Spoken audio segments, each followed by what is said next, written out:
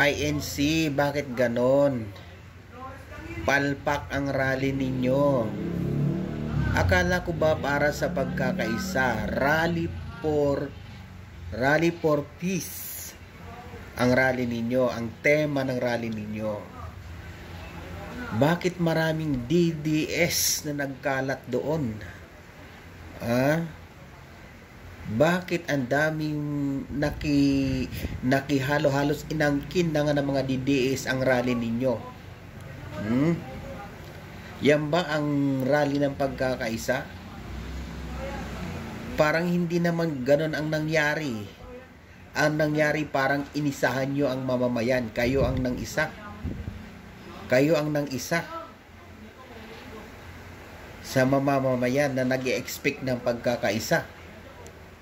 Dapat hindi nyo na pinagsalita si Marcolita. Oo nga't miyembro ninyo siya. Miyembro ng INC. Pero ang mga tinuran niya ay puro pang pagpapasaring sa mga nasa Quadcom. Di ba? Pangmamahiya sa mga nasa Quadcom, sa mga kalaban niya. No? Dapat hindi na siya nagsalita. Nagsalita na lang siya tungkol sa kung ano ikabubuti. Hindi na yung bumanat siya na bumanat sa mga taga-Quadcom, sa mga kalaban sa politika, sa kung sino-sino mga binanggit niya, Pangulo, kung sino-sino mga binanggit niya doon. Dapat hindi na siya nagsalita. Kasi para sa pagkakaisa nga ang tema ng rally ninyo eh.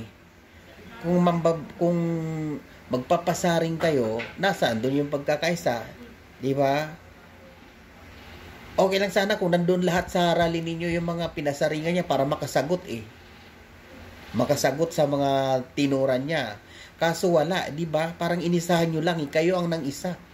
Ito si Bato, may hawak ka pang streamer na magkaisa, huwag mang isa. Pero parang kayo ang nang isa eh. Inisahan nyo yung mamamayan na nag-e-expect ng pagkakaisa na sinasabi ninyo na rally for peace kuno. Inisahan nyo ang mamamayan.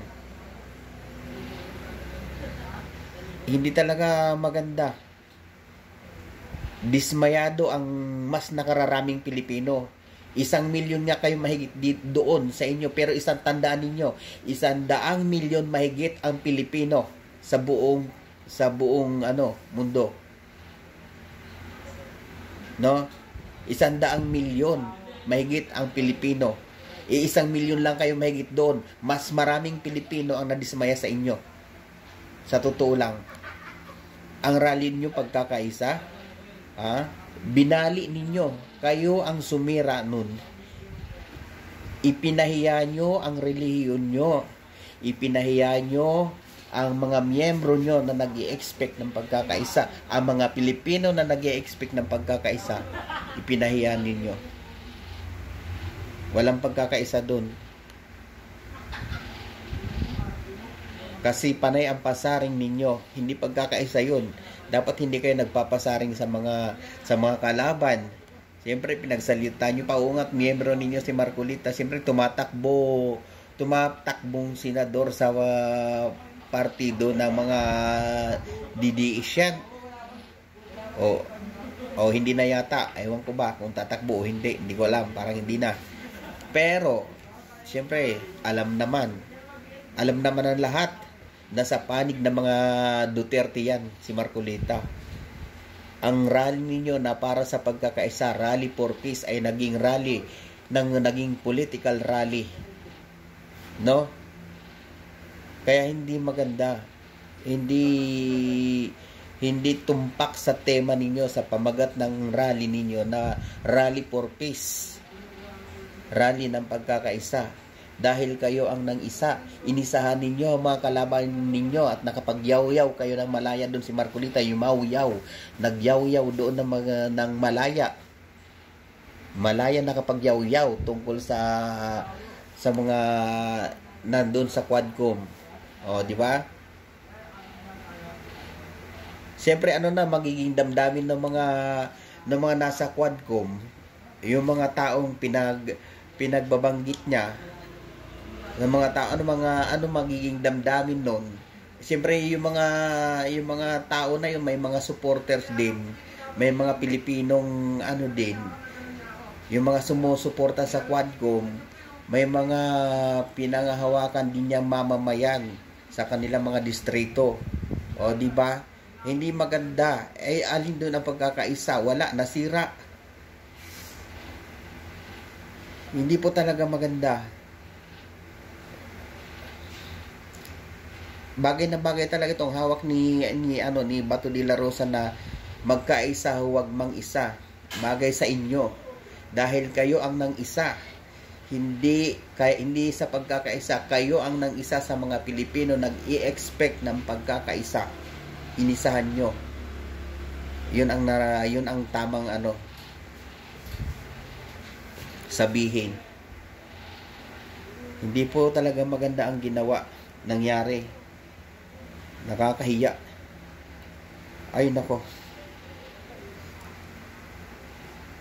Sorry na lang po talaga. Pero hindi maganda ang naging tema ng pagkakaisa ninyo. Naging political rally ang dating. Dapat hindi na lang kayo nagbanggit ng mga tungkol sa politika, tungkol doon sa mga kaso. Dapat ipinayo nyo na lang na sana wag na mag-away-away, magkaisa na lang, hindi yung babatikusin nyo pa yung mga nangyari na nakaraan na mga nakaraan na hearing sa Kongreso. Yung si Marcolita, binabanatan niya ang Quadcom, di ba? Paano makikipagkaisa ang mga supporters ng Quadcom kung ganyan ang tirada ninyo, di ba? Hindi pagkakaisa 'yon. Di ba? Binanatan niyo, siyempre marami din supporters ang Quadcom. Kung binanatan niyo na 'yon, siyempre sasamaan loob ng mga 'yon. O pagkakaisa ba 'yon? Sa tingin mo makikipagkaisa sa ginawa ninyo? Dapat hindi na lang kayo nagsalita against sa kanila o sa mga nangyayaring kaso para para sure ang pagkakaisa na sinasabi ninyo. Pero hindi bumanat kayo Asan doon ang pagkakaisa? Siyempre sa pagbanat ninyo, marami din siyempre na dismaya, no? Hindi lang naman ako, isa na nga ako doon, pero marami ang nadismaya ng mga Pilipino. Kasi sabihin na natin 1 milyon kayo mahigit doon, pero tandaan ninyo 100 milyon mahigit ang Pilipino. Mas marami ang nadismaya sa inyo. Mga nakikinig lang, nag-oobserba, nagmamatsyag sa rally ninyo. Tandaan nyo yan. Mas maraming Pilipino ang nadismaya sa inyo. 1 milyon lang kayo, pero 100 milyon ang Pilipino. So, ibig sabihin, mas marami ang hindi sumama sa rally ninyo na nakikinig lang sa bahay at nagmamatsyag lang, nag-oobserba sa inyo. At ang mga yun siguro na dismaya sa mga pinaggagawa ninyong rally. Sa totoo lang, dapat hindi nyo lang pinagsalita si Marcolita para sure talaga ang pagkakaisa na walang political agenda ang dapat na nangyari. Para hindi na paghinalaan na talagang may kinikilingan kayo, may inaano kayo. Dapat wala nang ganon. Dapat hindi nyo nalang pinagsalita ng ganon. Kasi siyempre nasa politika yan si Marcolita Politics yan di ba? Dapat hindi na lang pinagsalita si Marcolita. Tapos lumabas pa doon yung mga DDS, di ba? Asa na yung pagkakaisa doon? Inisahan nyo, mga Pilipino, nag-i-expect ng pagkakaisa. Kayo ang nang isa. Ay, naku po. Pasensya na po, pero hindi po maganda ang kinalabasan ng rally ninyo. Sa totoo lang. Yun lamang po. Maraming salamat.